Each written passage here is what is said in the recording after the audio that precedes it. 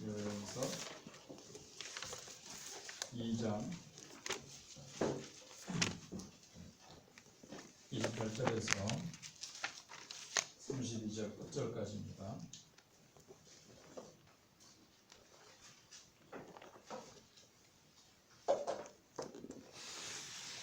그 후에 내가 내 영을 만민에게 부어주리니 너희 자녀들이 장래일을 말할 것이며 너희 늙은이는 꿈을 꾸며 너희 젊은이는 이상을 볼 것이며 그때 내가 또 내 영을 남종과 여종에게 부어줄 것이며 내가 이적을 하늘과 땅에 베풀리니 곧 피와 불과 연기 기둥이라.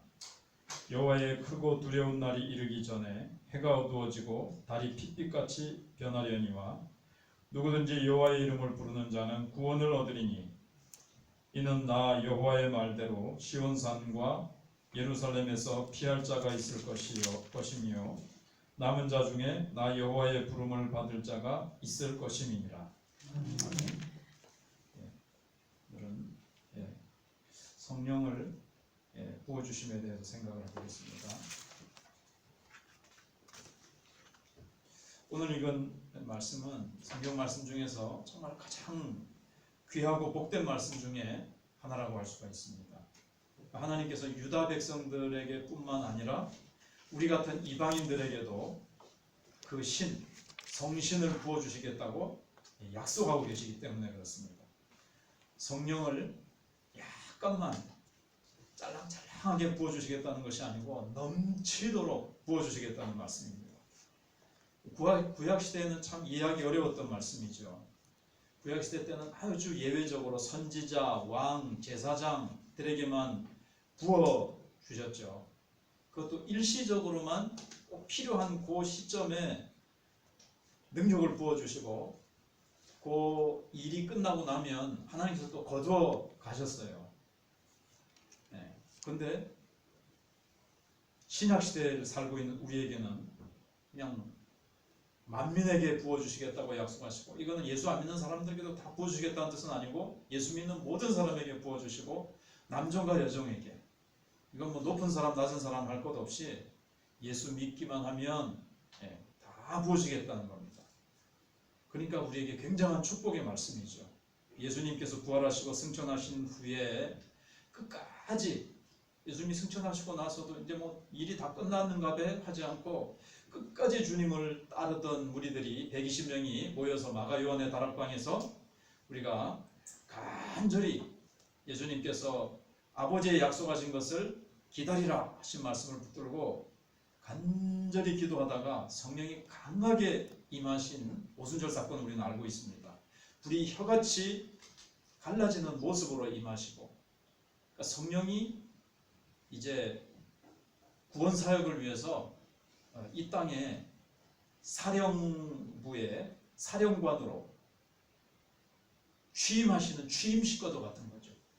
그렇기 때문에 그 사건은 아주 특별한 의미가 있기 때문에 눈에 보이도록 그렇게 임하셨습니다. 급하고 강한 바람같이 불의 혀가 갈라진 것 같이 각 사람 위에 막 임해 있었습니다. 그리고 그 성령의 충만함을 받은 사람들은 막 기쁨이 충만하고 막 담대해졌습니다. 그리고 입을 열자 천하 각국에서 몰려온 유대인들이 막 자기네 나라 말로 난곳 방언이라는 자기들이 난 그곳의 말로 막 알아듣는 거예요. 유대인들은 막 세계 각곳에 흩어져 있었잖아요. 그때 이제 베드로 사도가 사람들이 막 야 이게 뭐 술 취한 거 아니냐, 쇠술에 취하였도다 그럴 때 우리가 지금 아침인데 무슨 아침부터 술 취한 사람들이 있겠느냐 이러면서 이제 이것은 바로 오늘 본문에 있는 말씀을 가지고 베드로가 이것은 요엘이 말한 말씀이 성취된 것이다 이렇게 이제 설명을 하면서 복음을 이어서 쭉 전할 때 3,000명이 회개하고 주께로 돌아오는 역사가 일어났습니다. 그리고 이제 이러한 성령의 부어주심은 좀 놀라운 아주 좀 비상한 성령의 부어주심이죠. 이런 역사는 그때만 있었던 것이 아니고 교회 역사 속에 보시면 여러 번 있었습니다. 우리가 잘 알고 있는 대로 1907년도에 우리나라의 평양성에 있었던 성령의 부어주심도 그 중에 하나죠. 그 비슷한 시기에 영국 웨일즈 지역에도 이런 성령의 부어주심이 있었어요.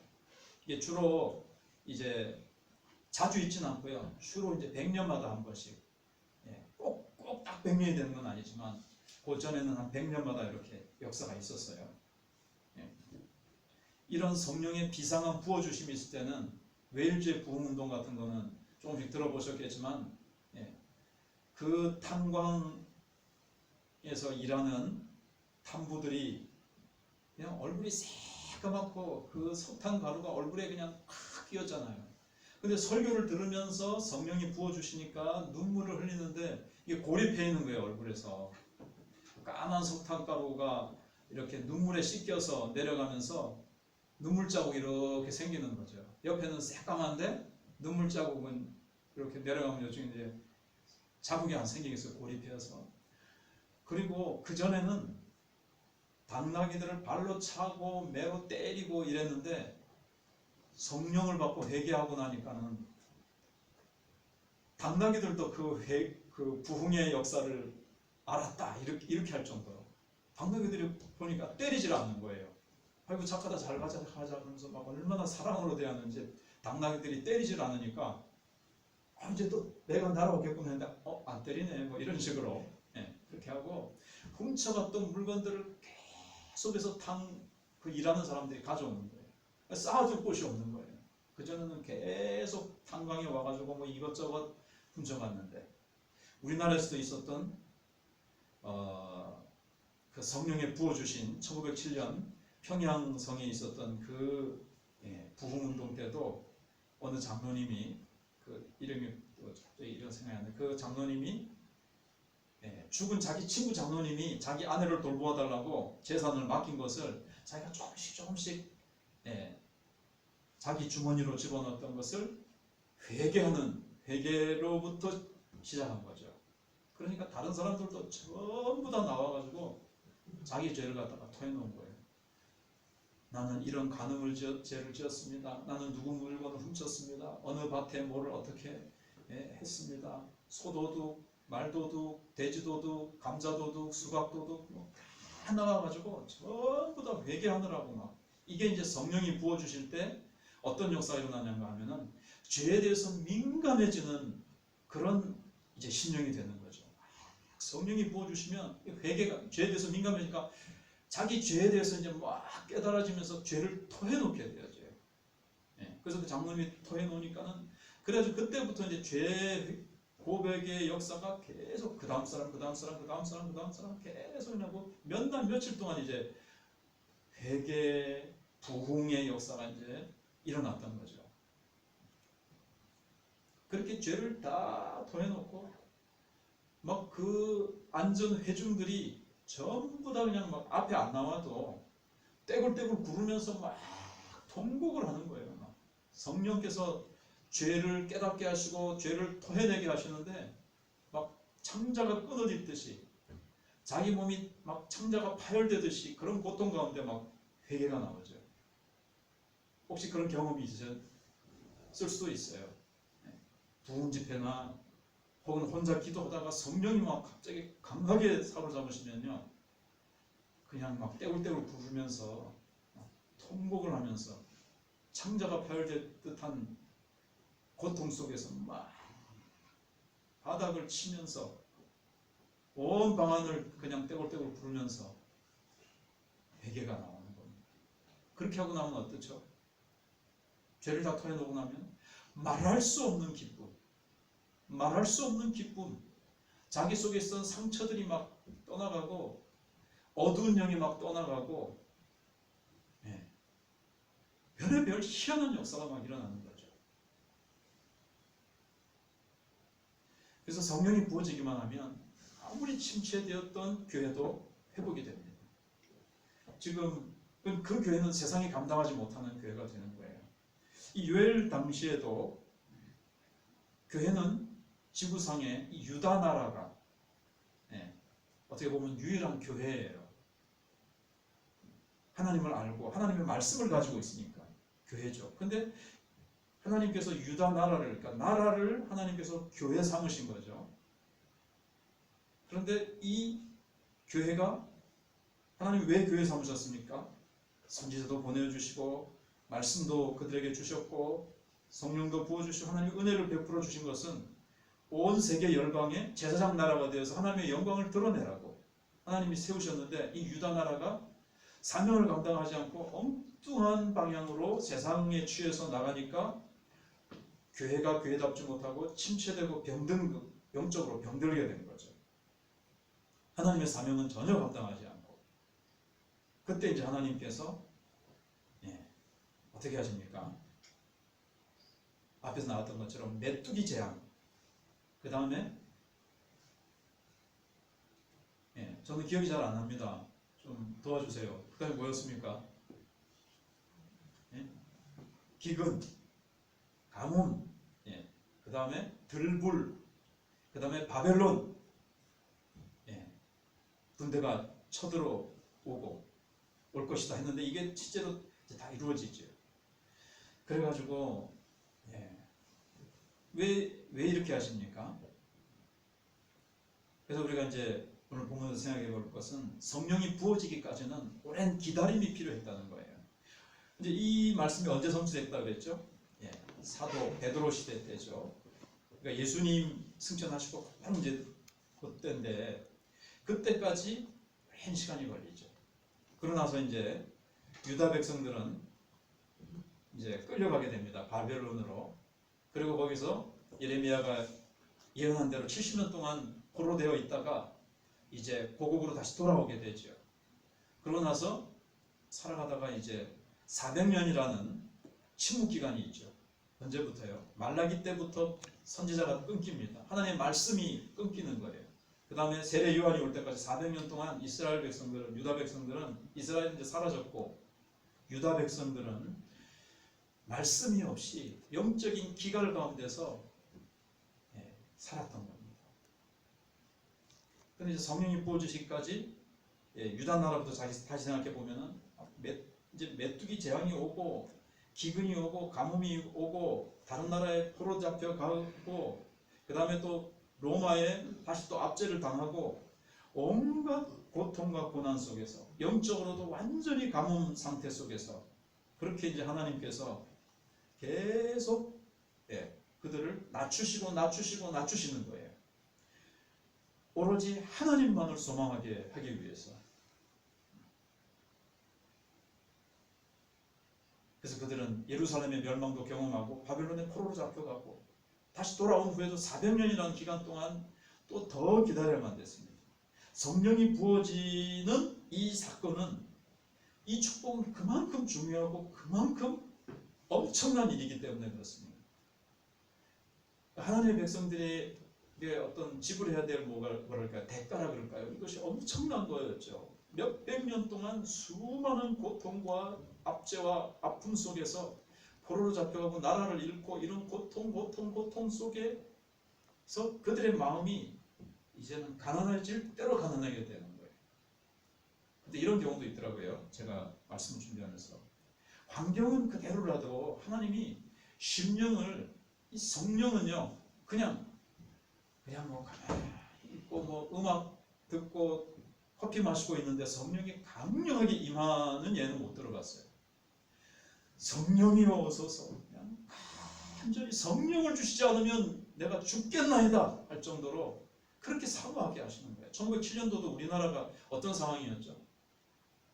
일제 나라를 빼앗기고 정말 어두운 암흑과 같은 불운의 시대에 백성들은 아무것도 이 땅 위에서는 기댈 데가 없고 소망이 없던 그런 상황이었어요. 하나님은 그렇게 이제 몰아가시는 거죠. 환경을. 그래야 간절히 하나님만이 이제 이 민족의 소망입니다. 이렇게 하게 하시고 개인적으로도요. 하나님만이 나의 소망입니다. 그렇게 환경을 몰아가시기도 하시고요. 어떨 때는 환경은 그대로인데 제 경험상 어떨 때는 환경은 괜찮은 그대로인데 마음이 죽을 것 같아요. 죽을 것만 같이 하나님이 은혜를 부어주시지 않으면 나는 죽겠나이다. 나는 죽을 것 같습니다.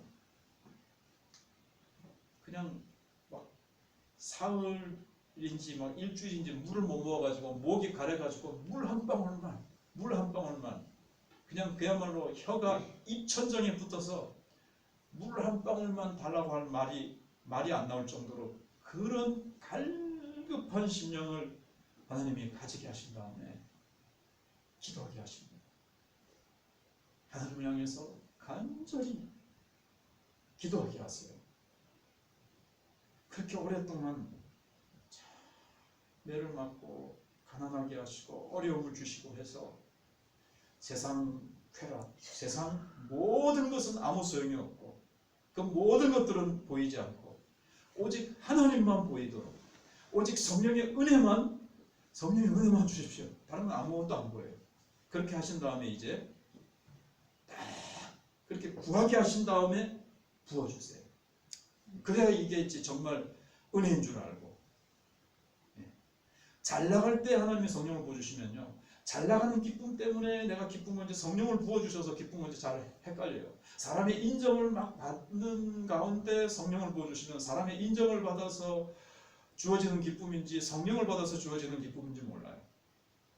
그래서 모든 세상줄 끊어버리게 하시고 오직 하나님만.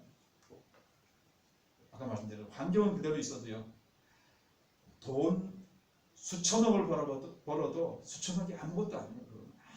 아무런 관심도 안 갖고 뭐 아무리 좋은 자동차와 집과 모든 것들이 호화찬란하게 있어도 그것은 먼지보다도 아무렇지도 않게 느껴지고요. 성령님께서 마음을, 그래서 주로 이제 환경을 그렇게 만드시지만 그렇지 않다 할지라도 마음을 그렇게 만드세요. 그렇게 가난하고 더 이상 내려갈 수가 없는 바닥까지 내려가게 하셔서 구하게 하시고 그 다음에 이제 주십니다. 왜 교회는 성령이 충만함, 성령의 이 부어주심을 받아야 교회가 교회다워지는 겁니다. 성막을 짓고 나서도 거기에 뭐 금도 어마어마하게 들어갔잖아요. 뭐 성막은 뭐 어떻게 보면은 하나님의 그 영광에 비하면 초라한 것이 그러지만 금도 많이 들어가고 거기에 뭐 홍색실, 자생실 뭐 막 이렇게 했잖아요. 아무리 그래도 그게 중요한 게 아니고 마지막 순간에 성막이 완성되고 나니까 구름이 가득 찼다 그랬잖아요. 이게 하나님의 신을 상징하지 않습니까? 하나님의 임재, 하나님의 영광이 성막에 가득 찬 것을 얘기하는 겁니다.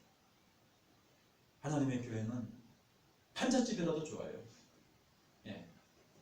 미군 군용 텐트로, 옛날에는 처음 개척교를 시작할 때는 저기 남대문 시장 같은 데 가서 미군 군용 텐트, 조영기 목사님처럼 50인용 이런 거 딱 사다가 가만히 깔고 사각개짝으로 강대상 만들고 시작을 합니다. 거기다가 뭐 보자기 하나 씌워가지고. 그래서 조영기 목사님이 얼마나 최자실 목사님하고 기도를 많이 했습니까? 매일 밤에 가만히 떼기에서 담요떼기 하나 뒤집어 쓰고 철야기도를 하는 거예요. 그럼 아침에 새벽에 일어나면 밤에는 겨울에는 이 담요를 떼려고 그러면은 땅바닥 가마떼기하고 담요하고 얼어붙어가지고 이걸 떼면은 쩍 소리가 날 정도로 그런데도 결사적으로 기도하니까 교회가 그냥 막 성령이 충만하니까 막 역사가 이제 일어나는 거죠.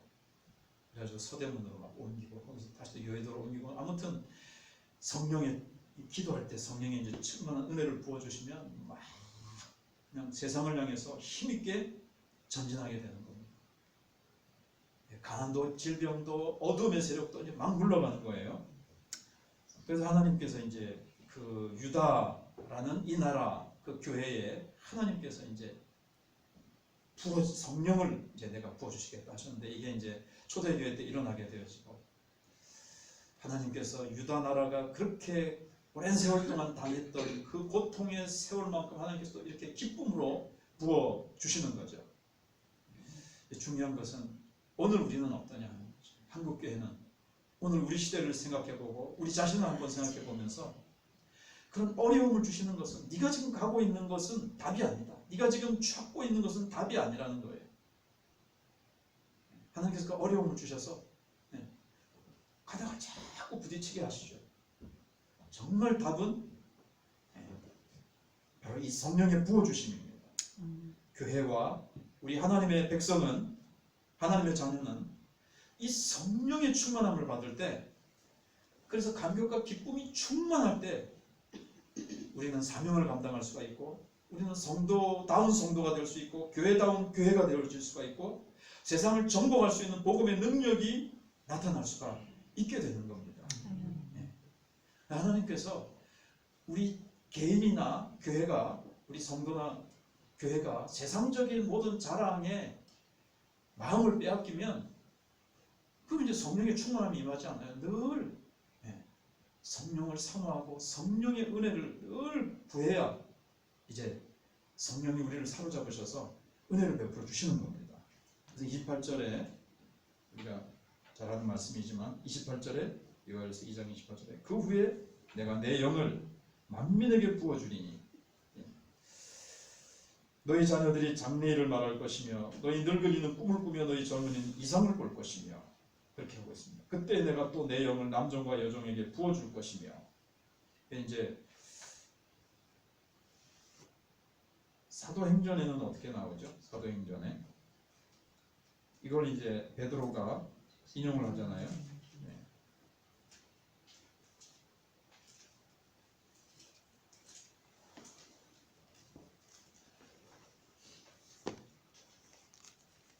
여기도 이제 17절에 보시면요, 2장 17절에 보시면 하나님이 말씀하시기를 말세에 그 후에를 말세에라고 이제 좀 바꿔서 얘기를 했죠. 설교를 하면서 해석을 한 건데, 말세는 예수님의 초림부터 예수님 다시 재림하실 때를 말합니다. 바로 그걸 또 무슨 시대라 그럽니까? 교회 시대죠. 예수님이 오셔서 이제 33년이라는 기간은 큰 거에 비하면, 그러니까 예수님이 오셔서 교회를 이제 세우시잖아요. 이제 제자들을 세우시고 교회를 위한 이제 못자리판 모종과 같은 제자들이지만 이제 오순절날 교회가 세워지고 예수님 오실 때까지가 교회 시대입니다. 이 교회 시대, 교회가 시작되면서 바로 요엘이 말씀한 예언한 성령을 이제 부어주시는 거예요. 그때에 만민에게, 예수 믿는 모든 사람들, 그래서 너희 자녀들, 늙은이, 젊은이, 장래일, 누가 하던 일이었죠? 선지자들이 예언하던 거였죠. 늙은이는 꿈을 꾸며, 꿈도 그렇고 장래일도 그렇고 이상도 다 뭐냐면은 말씀을 말하는 겁니다. 왜냐면은 장래일을 선지자들에게 하나님께서 장래일에 대한 말씀을 주셨고, 꿈을 통해서 또 하나님의 말씀을 주셨거든요. 이상도 하나님이 구약시대 때는 이상을 통해서 말씀하셨거든요. 그러니까 다 선지자가 되겠다 이 말씀은 아닙니다. 다 설교자가로 만들겠다는 말씀은 아니지만, 교회 시대에 예수님 오시고 나서부터는 이제 구약시대 때는 선지자 나시린 같은 특별한 사자에게만 부으셨던 그 성령을 모든 예수 믿는 성도들에게 하나님이 부어주시겠다는 거예요. 그래서 사사기에 보시면 삼손같이 이렇게 나시린들에게 하나님께서 막 성령의 능력을 부어주셔서 나라를 위기에서 구하듯이, 이제 신약시대에는 모든 성도들이 성령의 충만함을 받아가지고 그야말로 마귀들과 싸울지라 죄악 벗은 성도에 말해서 막 어둠의 세력과 싸워 이기고 죄악과 싸워 이기고 세상과 싸워 이기면서 사단이 차지하고 있는 그 불법 점령하고 있는 곳을 성령 충만함을 받은 스데반같이, 빌립 집사같이 그냥 막 평신도들도 막 성령의 충만함을 받아서 그 능력으로 막 세상을 이기면서 사단이 불법 점령하고 있는 것을 막 다 물리치면서 다시 십자가를 깃발을 거기다 꽂고 부활의 승리의 소식을 막 전하는 그런 역사가 일어나는 겁니다. 지금은 안 일어나는데요. 그만큼 성령의 충만함을 잃어버렸다는 거죠.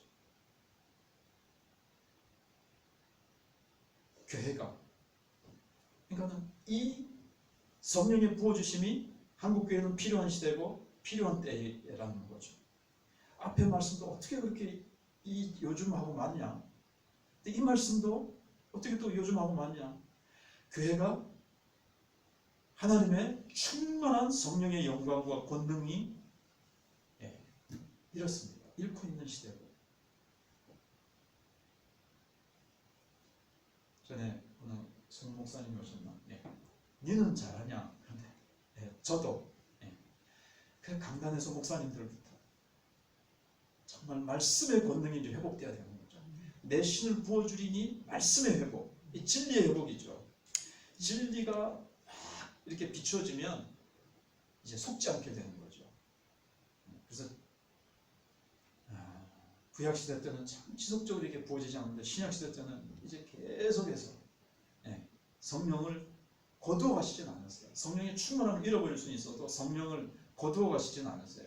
그래서 우리가 회개하고 또 성령의 은혜를 구하면 됩니다.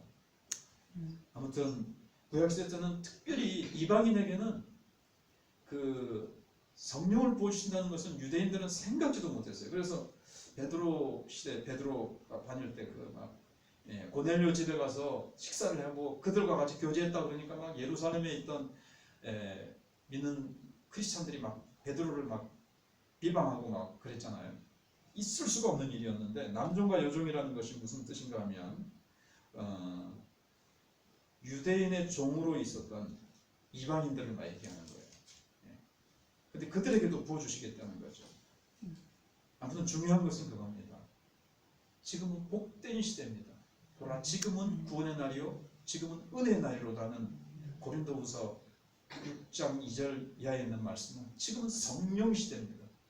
구약 시대 때처럼 특별하게 몇 명 사람만 받는 것이 아니라 누구든지 예수 믿는 사람들이 구하기만 하면, 간절히 사모하는 마음으로 구하기만 하면, 오늘날 다 근데 물질이 부여해지면요 이 마음이 가난해지기가 힘들어요. 그래서 하나님께서 가난하게 어렵게 이렇게 몰아가시는데, 이 위대한 성령의 시대가 지금 주어졌기 때문에 지금은 구하면, 우리가 간절히 정말 기도하면, 그래서 성령이 오시면 아빠 아버지라고 부를 것이라고 하셨는데, 아빠 아버지는요 어떤 분은 그 새들이 짹짹 막 이렇게 짖듯이 라는 뜻이 있대요. 막 새들이 짹짹짹짹짹 하듯이 여기 막 노래하듯이 그렇게 해도 되고요. 그냥 막 새끼 새가 막 살려줘 뱀이 덮치려고 한다 그러면 막 새끼 새가 어미 새를 향해서 막 짹짹짹짹 하듯이 또 그렇게도 두 가지 해석이 가능한데, 아무튼 하나님을 향해서 아빠 아버지 성령님 오시려면 오시고 뭐 안 오시면 갈 수 없지요. 이런 자에게 부어주시겠습니까? 성령이 비상하게 부어주시던 시대는 전혀 기도에 힘쓰더라. 사도행전 1장에 나오는 거죠.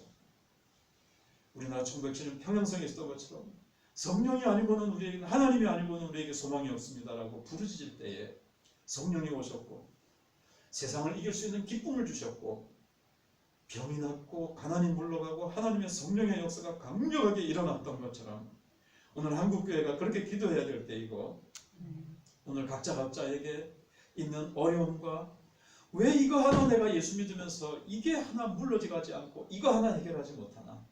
물론 하나님 예수 믿는다고 해서 이 땅에서 100% 천국이 이루어지는 것이 아니기 때문에 이 땅에서는 연약한 부분이 있고 탄식하는 부분들이 있지만, 적어도 우리가 내가 성령에 강하게 사로잡혀 있지 못하다고 생각이 되면 우리는 간절히 사모해야 되겠습니다.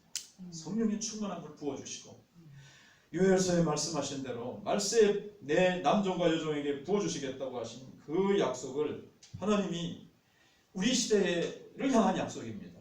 지금 구하면 주십니다. 구하면. 간절히 구하지 않아서 그렇지, 간절히 주실 때까지 구하지 않아서 그렇지, 사모하는 마음으로 구하지 않아서 그렇지, 오늘 다른 나라에서는 역사가 일어나거든요. 제가 3세계라고 하는 거, 중남미라든가 아프리카 이런 데서는요 막 가난하고 힘들고, 우리나라도 가난하고 힘들 때 가만히 떼기 위해서 기도할 때는 성령이 그렇게 잘 부어주셨어요. 지금 아프리카에도 막 그런 역사, 인도에도 그런 역사가 일어나잖아요. 이게 사모하는 마음, 가난한 마음이 중요한 것 같아요. 한국교회도 배부가 불러지어서 그냥 극장에 앉아서 영화 보듯이 예배드리니까 한국교회 하나님의 영광이 얼마나 많이 정말 떠나갔다 그럴까요? 그런 표현을 써도 될 정도죠. 지금 하나님의 영광이 떠나고 있습니다. 한국교회에서. 그래서 이 시간 우리가 기도하겠습니다. 하나님 한국교회 하나님이 은혜를 주시고 가만히 떼기에서도 개척교회에서도 교회가 모여서 간절히 합심해서 기도하고 주여 삼창을 부르면서 철야기도 산꼭대기 골짜기마다 하나님 앞에 부르짖던 한국교회 경제적인 부흥도 있었고 하나님의 축복이 부어지고 세상 만방을 향해서 선교사들을 파송하던 한국교회. 그러나 배가 불러지고 우리 한국교회가 하나님을 향한 간절한 소망이 없어질 때, 그러니까 무서운 게 이거죠. 성령의 영광이 떠났는데도 그걸 알지 못하고, 교회는 성령의 충만함이 떠나가면 아무것도 아닌 것인데도 성령의 충만함이 없는 줄도 몰라지게 된 한국교회.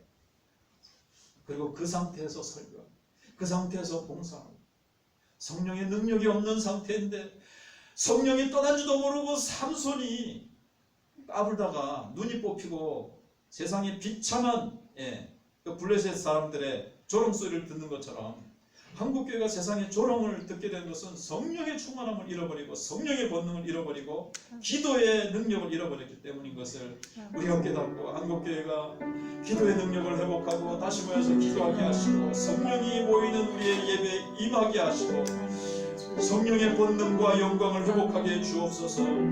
교회가 세상을 이기고 마귀의 세력을 이기며 담대하게 나아가게 주시옵소서.